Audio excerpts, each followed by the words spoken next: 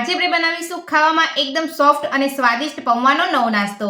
તો ચલો આપણે બનાવવાનું શરૂ કરીએ. પૌવાનો નાસ્તો બનાવવા માટે મેં અહીંયા એક વાટકી પૌવા લીધા છે. તો સૌથી પહેલા આપણે પૌવાને એક બાઉલની અંદર લઈ અને ધોઈ લઈશું. પૌવાને આપણે અહીંયા ચોખ્ખા પાણીએ ધોઈ લીધા છે. તો હવે આપણે તેની અંદર અડધી વાટકી સોજી ઉમેરીશું. સાથે જ અડધી વાટકી દહીં ઉમેરીશું. અડધી વાટકી પાણી ઉમેરીશું. બધું સરસ મિક્સ કરી લઈશું. તો નાસ્તો બનાવવા માટે આ રીતનું તમારે માપ રાખવાનું છે. દહીં, સોજી અને પૌવાને આપણે એકદમ સરસ રીતે અહીંયા મિક્સ કરી લીધા છે. હવે આપણે તેને ઢાંકીને રહેવા દઈશું અને આપણે નાસ્તાની ચટણી બનાવીશું. તો નાસ્તાની ચટણી બનાવવા માટે મેં અહીંયા ગેસ ઉપર એક પેન મૂક્યું છે. તો પેનની અંદર આપણે 2 ચમચી જેટલું તેલ ઉમેરીશું. તેલને આપણે અહીંયા ગરમ થવા દઈશું. તેલ આપણું ગરમ થઈ ગયું છે. તો હવે આપણે તેની અંદર નાની અડધી ચમચી જેટલી અડદની દાળ ઉમેરીશું. સાથે નાની અડધી ચમચી ચણાની દાળ ઉમેરીશું.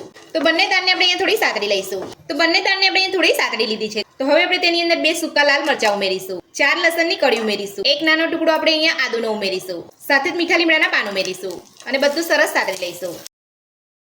તો બધું જ આપણે અહીંયા સરસ સાતળી લીધું છે. તો હવે આપણે તેની અંદર એક કટ કરેલી ડુંગળી ઉમેરીશું. સાથે જ એક નાનું કટ કરેલું ટામેટું ઉમેરીશું.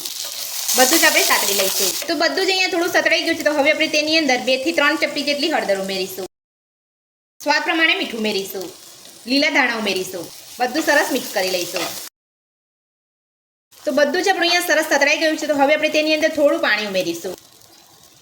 પાણી ઉમેરીને બધું સરસ આપણે મિક્સ કરી લઈશું અને 1 થી 2 મિનિટ આપણે બધું જ અહીંયા કૂક થવા દઈશું. તો 1 થી 2 મિનિટ જેટલો સમય થઈ ગયો છે અને આપણું બધું સરસ અહીંયા કૂક થઈ ગયું છે. તો હવે આપણે ગેસને બંધ કરી લઈશું અને બધું સરસ ઠંડુ થવા દઈશું. તો બધું જ અહીંયા ઠંડુ થઈ ગયું છે. તો હવે આપણે મિક્સર જારની અંદર લઈ અને પીસી લઈશું.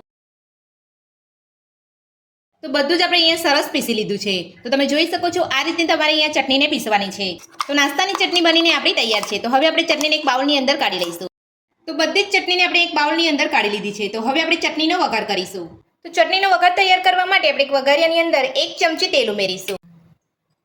તેલને ગરમ થવા દઈશું. તો તેલ આપણું અહીંયા ગરમ થઈ ગયું છે. તો હવે આપણે તેની અંદર થોડી રાઈ ઉમેરીશું. સૂકા લાલ મરચાં ઉમેરીશું. મીઠા લીમડાના પાન ઉમેરીશું. તો ચટણીનો વઘાર બનીને આપણો તૈયાર છે. તો હવે આપણે ચટણીની અંદર રેડી લઈશું. તો હવે આપણે વઘારને ચટણી સાથે મિક્સ કરી લઈશું. તો તમે જોઈ શકો છો એકદમ ટેસ્ટી આપણી નાસ્તાની ચટણી બનીને તૈયાર છે. તો હવે આપણે પૌવા, સોજી અને દહીંને પલાળીને રાખ્યા હતા તે ચેક કરી લઈશું. તો તમે જોઈ શકો છો પૌવા અને સોજી એકદમ સરસ પલળી ગયા છે. તો હવે આપણે બધું જ એક મિક્સર જારની અંદર લઈ અને પીસી લઈશું. તો બધું જ આપણે અહીંયા મિક્સર જારની અંદર લઈ લીધું છે. તો હવે આપણે તેની અંદર થોડું પાણી ઉમેરીશું. મિક્સર જારનું ઢાંકણ બંધ કરી અને બધું સરસ પીસી લઈશું. બધું જ આપણે અહીંયા સરસ પીસી લીધું છે. તો તમે જોઈ શકો છો આ રીતનું તમારે અહીંયા પીસવાનું છે. તો એકદમ સ્મૂથ પીસાય તે રીતનું તમારે અહીંયા પીસવાનું છે. તો હવે આપણે બધું જ પીસેલું એક બાઉલની અંદર કાઢી લઈશું. બધું જ ખીરું આપણે એક બાઉલની અંદર કાઢી લીધું છે. તો હવે